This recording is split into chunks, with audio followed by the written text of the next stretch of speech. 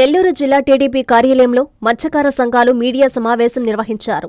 ఈ సమావేశంలో కావలి రూరల్ మండల టీడీపీ అధ్యక్షుడు ఆవుల రాంబాబు మాట్లాడారు. ఈ సందర్భంగా ఆయన మాట్లాడుతూ వైసీపీ నాయకులు వారి వల్ల మా జీవితాలు మారిపోయాయని గొప్పలు చెప్పుకుంటున్నారని అన్నారు. మత్స్యకారులకు న్యాయం జరిగిందంటే అది టీడీపీ హయాంలో మాత్రమే అన్నారు.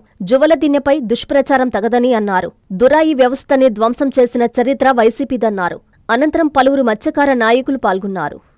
ఈరోజు ఏంటంటే మా తెలుగుదేశం పార్టీ మత్స్యకారుల విభాగం తరఫున ఈరోజు తెలుగుదేశం పార్టీ కార్యాలయంలో తెలుగుదేశం పార్టీ స్వర్గీయ నందమూరి తారక రామారావు గారు ఏర్పాటు చేసిన దగ్గర నుండి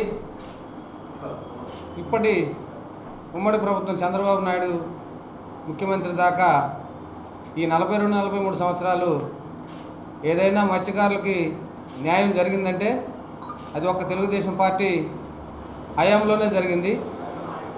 గతంలో కాంగ్రెసు అది 89-94 దాకా 2004 నుంచి 2014 కాంగ్రెస్ గవర్నమెంట్లో 19-24 వైఎస్ఆర్సీపీ గవర్నమెంట్లో మత్స్యకారుల జీవితాలు ఏ విధంగా ఉన్నాయంటే వాళ్ళు కనీసం ఒక వల మొక్క ఇచ్చిన పాపన పోలేదు.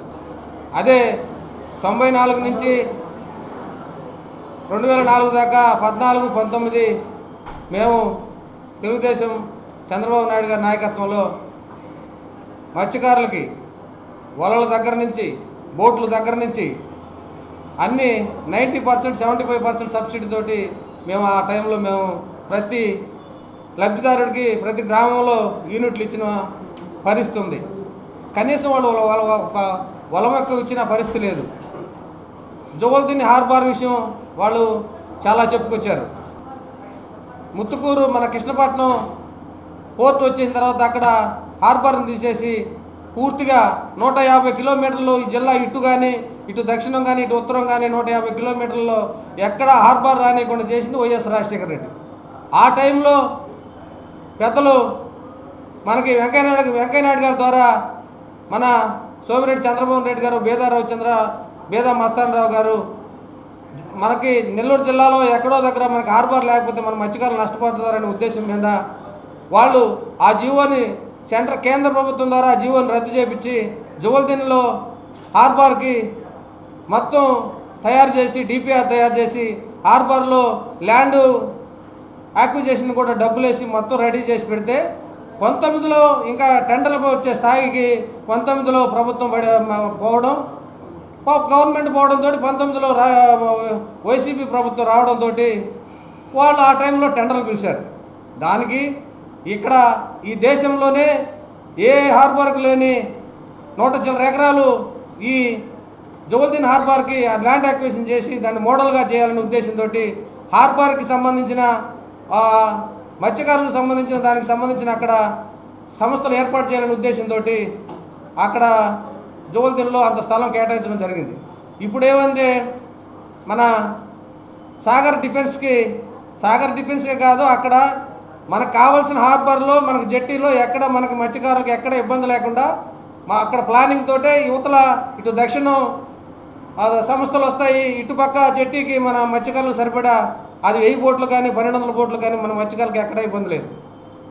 అలాంటప్పుడు అదేదో సంస్థ సాగర్ డిఫెన్స్ ద్వారా మొత్తం అది మత్స్యకారులకు అన్యాయం సరిపోతున్నాడు అనడం చాలా తప్పు. దానివల్ల రక్షణ వ్యవస్థకు సంబంధించి అదేవిధంగా మన మత్స్యకారులకి అలాగే మన మత్స్య సంపద ఎక్కడుందో తోడ్పాటుగా మనకి ఉపయోగపడే విధంగా వాళ్ళు ఆ టెక్నాలజీ తోటి 1000 సంస్థలు కేంద్ర ప్రభుత్వానికి పోతే ఒకే ఒక ఈ సాగర్ డిఫెన్స్ ఒకటి కేంద్ర ప్రభుత్వం ద్వారా నిలబడి దీనివల్ల ఉపయోగం ఉందని నరేంద్ర మోదీ గారి కేంద్ర ప్రభుత్వంలో వాళ్ళు ఆ సంస్థని ఆయా రాష్ట్రాలు పోటీ పడితే దాన్ని మనం ఆంధ్రప్రదేశ్ తీసుకొచ్చి ఇక్కడ ఏర్పాటు చేయడంలో మన చంద్రబాబు నాయుడు గారు దాన్ని ముందుకు చొరవ తీసుకుని దాన్ని ఏర్పాటు చేయడం దానివల్ల ఉపయోగం ఉంటుంది కాబట్టి టెక్నాలజీ ఉపయోగం ఉంది కాబట్టి ఆడ తీసుకొచ్చారు. అందువల్ల దానివల్ల ఇబ్బంది లేదనేది మా ఉద్దేశం. ఇబ్బంది వచ్చిన రోజు మేము నిలబడతామనేది మేము కూడా దానికి కట్టుబడి ఉంటాం. అప్పుడు అందరం మేము చేస్తాం. కానీ దాన్ని ఏదో భూతంలాగా చూపించి మీరు రాజకీయంగా వాడుకోవడం చాలా తప్పు. దీనివల్ల మేము ఇంకా 30% పనులు చేయాల్సింది ఉంది. మీరేదో మొత్తం మేము జగన్మోహన్ రెడ్డి మొత్తం కట్టేసేటట్టుగా వైసీపీ ప్రభుత్వంలోనే మొత్తం దాన్ని జోల్దీన్ హార్బర్ని పూర్తి చేసినట్టుగా మీరు మాట్లాడుతున్నారు. ఎక్కడ పూర్తయింది? ఇంకా చేయాల్సింది ఉంది. చేసిన తర్వాత మత్స్యకారులకి మన వాళ్ళకి అప్పగిస్తారు. అప్పగించిన తర్వాత దాన్ని ఏ విధంగా చేయాలా, మన మత్స్యకారులు కమిటీ గ్రామాల ద్వారా చేయాలన్నా అది ఏం చేయాలనేది గవర్నమెంట్ మన మత్స్యకారులు పెద్దలు కూర్చుని దీన్ని ఏ విధంగా మనం దాన్ని జోల్దీన్ హార్బర్ని ముందుకు తీసుకెళ్ళాలనే ఉద్దేశంతో ఇంకా ముందుంది. కాబట్టి ఇంకా దాని మీద మీరు రాజకీయంగా వాడితే మేము అసలు మీరు అక్కడ కాపుల వ్యవస్థలని మా తీర ప్రాంతంలో వైసీపీ గవర్నమెంట్లో జరిగిన ధ్వంసం మీరు మాట్లాడితే మీరు వచ్చి మేము గౌరవిస్తున్నాం, కాపులను గౌరవిస్తున్నాం, ఈరోజు మాట్లాడితే సరిపోతే 5 ఏళ్ళు ఎక్కడున్నారు మీరందరూ? కాపుల్ని మా దురాయి వ్యవస్థనే చిన్నాభిన్నం చేసిన వాళ్ళు మీరు వచ్చి మీరు మాట్లాడితే ప్రెస్ మీట్లు పెట్టి మాట్లాడితే ఎట్ట కుదురుతుంది? మీ విలువేందో గ్రామాల్లోకి అందరికీ తెలుసు. మీ వైసీపీ మీరు చేసిన 5 ఏళ్ళ విధ్వంసం కాపులకు తెలుసు, గ్రామంలో మా మత్స్యకారులకు అందరూ తెలుసు. కాబట్టి మీరు దాన్ని చెప్పినంత మాత్రాన అక్కడ వాళ్ళు అంగీకరించే పరిస్థితులు లేరు. కాబట్టి దీన్ని రాజకీయంగా తీసుకెళ్తే మీరు ఎంత ఇచ్చేయగలరో దానికి 2 అంతలు మేము చేయగలం. అందువల్ల దీంట్లో ఇక్కడ మీరు ఇంతటితో ఆపితే బాగుంటుందని నేను కోరుకుంటున్నాను. మొన్న ప్రెస్ మీట్లో మాట్లాడినటువంటి ఎక్స్ అప్కాప్ చైర్మన్ గారు మత్స్యకారుల గురించి ఏదో అత్యుత్సాహం చూపుతూ ఈ మధ్య చాలా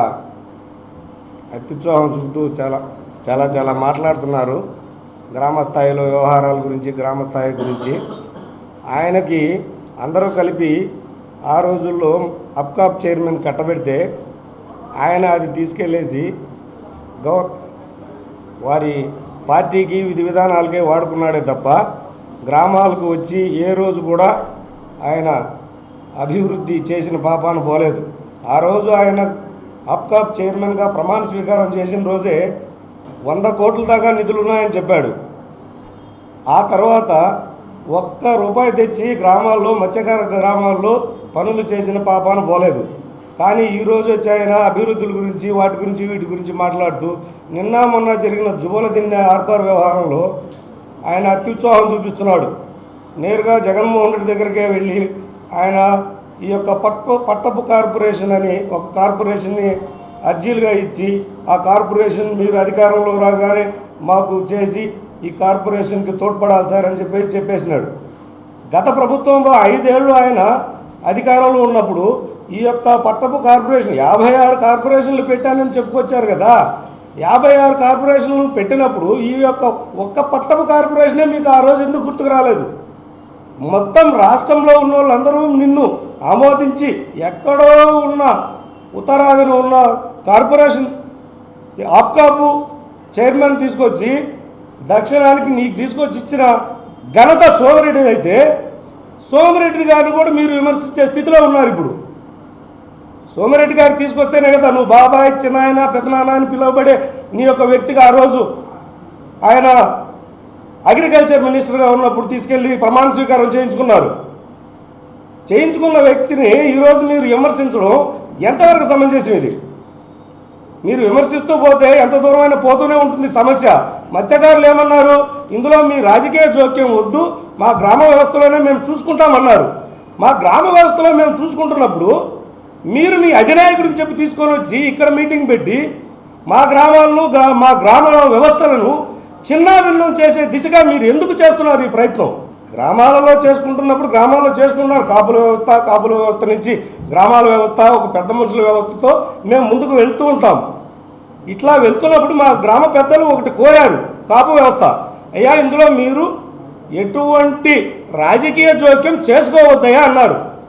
అన్నప్పుడు రూలింగ్లో ఉన్న మా తెలుగుదేశం పార్టీ గవర్నమెంట్ ఆలోచించింది, ఆమోదించింది. దీనిని మీరు రకరకాల వక్రీకరణలు చేస్తూ ఈరోజు దీన్ని రాజకీయ కోణంలో ఆలోచన చేసి మా మత్స్యకారుల మనోభావాలను దెబ్బతీసే విధంగా మీరు ఎందుకు ఈ రాజకీయం చేస్తున్నారు? 100 కోట్లు ఉందని చెప్పావు ఆ రోజు, తట్టడి మట్టేసావా? నీ వైఎస్ఆర్సీపీ గవర్నమెంట్లో ఎంతమందిని మేనేజ్ చేసి నువ్వు తీసుకునేవా పదవి? ఎవరెవరికి ఏమేమి చేసావో అన్నీ తెలుసు. అయినా కూడా అందరూ సమానం అని చెప్పి ఆ రోజు మీకు కట్టబెట్టారు. కట్టబెట్టినప్పటికీ నువ్వేం చేసావు? కాన్వాయ్ కావాలి నీకు, మినిస్ట్రీ కాన్వాయ్, ఎమ్మెల్యే కాన్వాయ్ కావాలి నీకు. ప్రజలలో తిరిగి ప్రజల సమస్యలను తెలుసుకుని పరిష్కారం దిశగా నువ్వు ప్రయాణం ఎప్పుడు చేయలేదు. జడ్పీటీసీ అప్కాప్ చైర్మన్వి ప్రజల్లోకి వెళ్ళావా ఎప్పుడైనా? అదేమంటే మైపాడులో జడ్పీ చైర్పర్సన్ నేనే ఇప్పించానన్నావు. వారు ఎప్పుడైనా చెప్పారా అయ్యా మాకు కొండూరు అనిల్ బాబు గారే మాకు జడ్పీ చైర్పర్సన్ వైస్ చైర్పర్సన్ ఇప్పించారని వాళ్ళు ఏ రోజైనా ప్రజలకు చెప్పుకున్నారా? వారు చెప్పని విధి విధానాన్ని మీరు ఎందుకు చెప్పుకుంటున్నారు? అదే మాదిరిగా ఈ జరిగే పరిణామాలన్నీ కూడా వారు రాజకీయ కోణంలోనే పోయి ఆలోచన చేస్తున్నారే తప్ప ఒక్కటి కూడా ప్రజలకు ఉపయోగపడే విధంగా ప్రజల సమస్యలను పరిష్కారం చేసే దిశగా ఏది కూడా వాళ్ళు పయనించట్లేదు. ఎందుచేతనంటే తెలుగుదేశం పార్టీ ప్రజల తీర్పుకి కట్టుబడి ఉంటుంది. ప్రజలు ఏం నిర్ణయిస్తే ఆ నిర్ణయానికి కట్టుబడి ఉంటుంది తెలుగుదేశం పార్టీ. ఈరోజు ప్రజల తీర్పునే శిరసా వహిస్తుంది. మీరు ప్రతిపక్షాన్ని కూడా అర్హత లేని విధంగా మీరు ఓడిపోయినారు. ఓడిపోయినప్పటికీ తెలుగుదేశం పార్టీ వాళ్ళు మిమ్మల్ని ఎప్పుడు ఎక్కడ ఏ విధంగా కించపరచడంలా. కానీ మీరెందుకు రాజకీయ వక్రీకరణ చేస్తున్నారు? దీన్నే ఒక కమ్యూనిటీకి సంబంధించిన విషయం, ఒక కులానికి సంబంధించిన విషయం ఈ రోజుది కాదు. ఇది ఈ సమస్య అనేది ఆది కాలం నుంచి వస్తున్నది. కానీ ఈరోజు తెలుగుదేశం పార్టీ ఒక పరిష్కారం దిశగా పయనిస్తుంది. శాశ్వత ప్రతిపాదికను ఆలోచన చేస్తుంది. మీ గవర్నమెంట్లో ఎప్పుడైనా ఏ రోజైనా ఈ యొక్క ఆలోచన విధి విధానాన్ని తీసుకువెళ్ళారా ప్రజల్లోకి?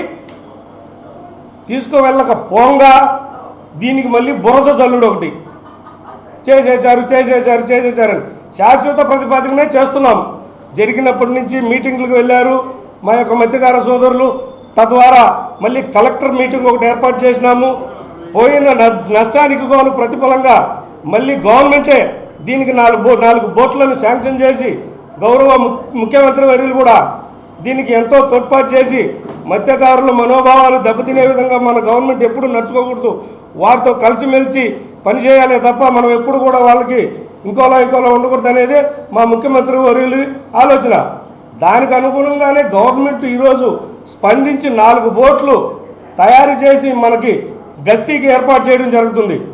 ఇవన్నీ గవర్నమెంట్ ప్రతిపాదికన పెద్దలు అందరూ అధికారులు అందరూ ఆలోచన చేస్తుంటే మీరేం చేశారు అంటాడు. ఆయనకి 5 ఏళ్ళు పదవి కట్టి పెడితే ఆయన ఏం చేశాడు? ఏదైనా మచ్చుతోనికి ఒకటి చెప్పలేని పరిస్థితిలో ఉన్నాడు. అదేమంటే సెంట్రల్ గవర్నమెంట్లో పర్సంటేజీలు చెప్తాడు, స్టేట్ గవర్నమెంట్లో పర్సంటేజీలు చెప్తాడు. ఈయన అంటాడు నేను వెళ్ళి శాంక్షన్ చేసుకొచ్చాను పోర్టుని వెళ్ళి శాంక్షన్ చేసుకొచ్చిన తర్వాత నువ్వు అక్కడ స్టెబిలిటీగా మీరు నిలబడలేకపోయారు కదా. అక్కడ కావ్య కృష్ణారెడ్డి గారిని కాంట్రాక్ట్ అంటే కావ్య కృష్ణారెడ్డి గారు కాంట్రాక్ట్ అయితే కావ్య కృష్ణారెడ్డి గారిని మీ వైఎస్ఆర్సీపీ ఆ రోజు ముంచేస్తేనే కదా కావ్య కృష్ణారెడ్డి అక్కడి నుంచి బయటకు వచ్చేసాడా. పనిచేసిన తర్వాత కాంట్రాక్ట్ పని చేసినప్పుడు డబ్బులు ఇవ్వకపోతే ఏ ఓనర్ అయినా నష్టపోతాడు కదా. అప్పుడు కావ్య కృష్ణారెడ్డికి ఫైట్ చేసి మీ గవర్నమెంట్లో మేడం రఘునాథ్ రెడ్డి దగ్గర నుంచి డబ్బులు తీసేయచ్చు కదా. ఆ డబ్బులు నువ్వు ఎలక్షన్కి వాడుకోవడానికి కావ్య కృష్ణారెడ్డి గారిని ముంచేశారు మీరు ఆ రోజు వైఎస్ఆర్సీపీ వాళ్ళు, ఇంక్లూడింగ్ అనిల్తో సహా అప్కాప్ చైర్మన్. ముంచైతేనే కోపంతో వెళ్ళి ఆయన అక్కడ కూర్చున్నాడు. తెలుగుదేశం పార్టీలోకి రావడం, రాజకీయాల్లోకి రావడం జరిగింది. కడలూరు బోట్ల గురించి, తెలుగుదేశం పార్టీ చేసిన కొన్ని మోసాల గురించి, వైఎస్ఆర్సీపీ రేపు చేసే అద్భుతాల గురించి ఆయన ప్రెస్ మీట్ చెప్పాడు. వాటి మీద ఒక 2 మాటలు మాట్లాడతాం. కడలూరు బోట్లకి, కారికల్ బోట్లకి గత 20 సంవత్సరాలుగా మన సమస్యలు ఉన్నాయి. జాతీయ వాటర్ ఫెసిలిటీస్ కింద రాష్ట్రంలో తీరం నుంచి 22 కిలోమీటర్ల వరకు లోకల్ బోట్లు వేట చేసుకోవచ్చు. 22 కిలోమీటర్ల పైన జాతీయ వాటర్ ఏ రాష్ట్ర బోట్లైనా అక్కడ తిరగచ్చు. వాళ్ళు ఆ కోవలోకి వచ్చి ఈ తడ నుండి నిజాంపట్నం వరకు మనకు ఫిషింగ్ హార్బర్ లేదు. ఫిషింగ్ హార్బర్ లేనందువల్ల ఈ 400 కిలోమీటర్ల సముద్రం ఖాళీగా ఉందని వాళ్ళు వచ్చి ఇక్కడ వేట చేసుకొని ఇక్కడ లోకల్లో ఉన్న మత్స్యకారు పడవలు కానీ వలలు కానీ ధ్వంసం చేసి అడిగితే మత్స్యకారులను కొడతా గందరగోళం సృష్టిస్తూ ఉంటే ఇది ఒక గ్రామం వల్ల కాదు, అన్ని గ్రామాలు ఏకమైతే కానీ ఈ దౌర్జన్యాన్ని అరికట్టలేమని తీర ప్రాంతంలో ఉన్న అన్ని గ్రామాలన్నీ ఏకమయ్యి గ్రామ కాపుల ఆధ్వర్యంలో బోట్లను పట్టుకోవడం జరిగింది. బోట్లను కట్టేసి 4 బోట్లను కట్టినప్పటి నుంచి కారికల్ బోట్లు రాకుండా ఆగాయి. ఇప్పుడు కారికల్ బోట్లు ఇక్కడి నుంచి కొంతమంది స్వార్థపూరితం వల్ల కాపులు ధనానికి బానిసై వాటిని వదిలేశారు. దాన్ని గ్రామ కాపు వ్యవస్థలో ఏదైతే తీర్మానం చేస్తారో ఆ తీర్మానానికి 164 గ్రామాల సాంప్రదాయ మత్స్యకారులు అందరూ ఎదురు చూస్తున్నారు. ఏ ఒక్కరు కూడా దాని గురించి మాట్లాడదలుచుకోలేదు. రెండో విషయం, రేపు 22వ తారీఖు చాకిచర్లో కాపుల మీటింగ్ ఉంటుంది. ఆ మీటింగ్కి అందరూ వెళ్తాం. అక్కడ కాపులు ఏదైతే నిర్ణయం తీసుకుంటారో దానికి తూచా తప్పక పాటించాల్సిన బాధ్యత ప్రతి మత్స్యకారుడి ఉంది కాబట్టి మేము దాని మీద ఎటువంటి మాట్లాడదలుచుకోవాలి. రెండోది, వైఎస్ఆర్సీపీ జెడ్పీ వైస్ చైర్మన్ పదవి, ఆప్కాప్ చైర్మన్ పదవి ఇచ్చింది అని చెప్పారు. కొండ్ర అనిల్ బాబు గారికి ఒక విషయం చెప్పాలనుకుంటున్నాను. 1998లో తెలుగుదేశం పార్టీ వ్యవసాయ మార్కెట్ చైర్మన్ ఏఎంసీ పదవి మొట్టమొదటిసారి పట్టపు కమ్యూనిటీకి ఇచ్చింది తెలుగుదేశం పార్టీ 1998లో. ఆదాల ప్రభాకర్ రెడ్డి అల్లూరు నియోజకవర్గంలో పార్టిసిపేట్ చేసినప్పుడు ఆ రోజు మత్స్యకారులంతా ఏకతాటి మీద అతనికి పనిచేసినందుకు అతను ముందుగా చెప్పాడు మత్స్యకారులకి నేను ఇస్తానని. అప్పుడు ఏఎంసీ చైర్మన్ పదవి ఇచ్చారు. తర్వాత 2014లో రాష్ట్రం విడిపోయినప్పుడు ఈ దక్షిణ ఆంధ్రప్రదేశ్లో నుంచి కొండూరు పాల్శెట్టి గారిని ఆప్కాప్ చైర్మన్ని తీసుకొని వచ్చారు. ఈ 2 రాష్ట్రంలో గుర్తింపు తీసుకొచ్చిన ఏకైనా ఒక పార్టీ ఉందంటే నెల్లూరు జిల్లా, బాపట్ల జిల్లా, ప్రకాశం జిల్లా, తిరుపతి జిల్లా మత్స్యకారులకి అది కేవలం తెలుగుదేశం పార్టీ మాత్రమే. ఈరోజు కొండూరు అనిల్ బాబు చెప్తా ఉన్నారు, మీరు ఏ పార్టీ వాళ్ళ ప్రయోజనం జనాల్లోకి వెళ్ళారు? మీరు కాంగ్రెస్ పార్టీలో ఉన్నారు. కాంగ్రెస్ పార్టీ తర్వాత 2008లో ప్రజారాజ్యంలోకి వెళ్ళారు. ప్రజారాజ్యం తర్వాత ప్రజారాజ్యం మళ్ళీ కాంగ్రెస్లో విలీనమైతే నేను కాంగ్రెస్లో పనిచేయలేనని చెప్పి ఇక్కడున్న తెలుగుదేశం పార్టీ నాయకులతో మీరు మాట్లాడుకొని ఒప్పించుకొని ఆ రోజు మళ్ళీ తెలుగుదేశం పార్టీలోకి వచ్చారు. 2014 జగన్మోహన్ రెడ్డి వైఎస్ఆర్సీపీ పార్టీ పెట్టినప్పుడు మీరు మత్స్యకార గ్రామాల్లో ఏం చెప్పారు? మత్స్యకార గ్రామాల్లో 2018లో జగన్ పాదయాత్రలోకి వచ్చినప్పుడు పట్టపు కార్పొరేషన్ ఇస్తాను, బీసీ సాధికారిక కార్పొరేషన్లు ఉన్నాయి, ఆ కార్పొరేషన్లు కాకుండా కుల విభజన పరంగా నేను కార్పొరేషన్లు ఇస్తాను, మీ పట్టపు కార్పొరేషన్కి 1,00,000 మంది జనాభా ఉంటే మీకు ఒక కార్పొరేషన్ ఇస్తా, 100 కోట్ల నిధులు ఇస్తా, మీ మత్స్యకారుల్ని మీ కులాన్ని డెవలప్ చేసుకోమన్నారు. జనాలు అందరూ ఎగబడ్డారు. ఎగబడి మీ అందరికి ఓట్లేశారు. మీరేం చేశారు? పట్టపు కార్పొరేషన్ తీసుకొని వచ్చారా? పోనీ 100 కోట్ల అమౌంట్ ఏమైనా డెవలప్ చేయడానికి అవకాశం ఇచ్చారా? అగ్నికుల క్షత్రియ, వన్యకుల క్షత్రియకి ఇచ్చి పట్టపు, జాలరి, నెయ్యాల, ఓడబలిజ 4 కమ్యూనిటీలను కలిపి ఒక చైర్మన్ని చేసి ఆ చైర్మన్ కూడా ఇతరులకు ఇచ్చారు. ఏ ఒక్క మత్స్యకారుడికైనా మీరు న్యాయం చేయగలిగారా? ఆ రోజు మీరు ఆప్కాప్ చైర్మన్ అయ్యారు. ఆప్కాప్ చైర్మన్లో కనీసం ఒక పేదవాడికైనా మత్స్యకారుడికి వల కానీ, బోటు కానీ, ఇంజిన్ కానీ ఏ రూపంలో అయినా మీరు తెప్పించగలిగారా? మీరు మత్స్యకారులకి ఏమీ చేయలేదని చెప్పి మీ రాష్ట్ర నాయకులు, మీ వైఎస్ఆర్సీపీ నాయకులే మిమ్మల్ని గ్రామాల్లోకి తీసుకురావట్లే. ఈరోజు కాకాని గోవర్ధన్ రెడ్డి 4 సార్లు ప్రెస్ మీట్లు పెట్టాడు జువల్దిన్లో. కావలి ఎమ్మెల్యే రామరెడ్డి ప్రతాప్ రెడ్డి గారు 2 మాజీ ఎమ్మెల్యే 2 సార్లు ప్రెస్ మీట్ పెట్టారు. ఈ 6 సార్లు ప్రెస్ మీట్ పెట్టిన దాంట్లో కొండూరు అనిల్ బాబు ఎందుకు జువల్దిని ఫిషింగ్ హార్బర్కి రాలేదు? కావలి నియోజకవర్గంలోకి ఎందుకు మీరు తీసుకురాలేదు? సర్వేపల్లి కాకాని గోవర్ధన్ రెడ్డి జిల్లా అధ్యక్షుడిగా ఉండి ఎందుకు మత్స్యకారు నాయకుడైన కొండూరు అనిల్ బాబుని తీర ప్రాంతాల్లోకే తీసుకురాకుండా ఆగిపోయారు? మీరు చేసిన అన్యాయం ప్రజలు తిరగబడతారని అతన్ని తీర ప్రాంతాల్లోకి రానియకుండా మీరు ఆపేశారు. మీరు ఇన్ని తప్పులు చేసి ఆ తప్పు తెలుగుదేశం పార్టీ మీద వేస్తున్నారు ఎందుకు? మీరు చెప్పండి, మీరు దీనికి సమాధానం చెప్పండి. ఇంతమంది మీడియా వాళ్ళు అడుగుతున్నా, ఇన్ని మీడియాల్లో కొండూరు అనిల్ బాబు ఏ రోజైనా మీకు పార్టీ కార్యకలాపాల్లో కనబడ్డా? ఎక్కడా కనబడలా. కొండూరు అనిల్ బాబు ఒకరోజు సింగిల్గా ప్రెస్ మీట్ పెట్టాడు, ఏ నాయకుడు సంబంధం లేకుండా. ఈరోజు కోవూరు నియోజకవర్గ పరిధిలోని ఒక 2-3 మత్స్యకారుల నాయకులను పెట్టుకొని ప్రెస్ మీట్ చేయించారు. ఎందుకు? మీరు ఆ రోజు చేశారా? ఆప్కాప్ చైర్మన్గా ఉన్న మీరు ఈరోజు గ్రామాల్లోకి రావడానికే మీ నాయకులు రిపీట్లే. అట్లాంటిది మీ నాయకుల ద్వారా గ్రామాలను డెవలప్ చేస్తారని మీరు ఏ విధంగా మాట్లాడుతున్నారు? మీ ఉనికి కోసం, మీ మనుగడ కోసం ఈరోజు మత్స్యకార సమాజ వర్గాన్ని దయచేసి వాడుకోబాకండి. ఈడ ఎవ్వరు అమాయకులు లేరు. ప్రజల్లో అందరికీ తెలుసు రాజకీయాలంటే ఏంది, ఎవరు పనిచేస్తున్నారని. తెలుగుదేశం పార్టీ మత్స్యకారులకు ఏం చూపిస్తుందో ఒక్క నిమిషంలో చెప్తా.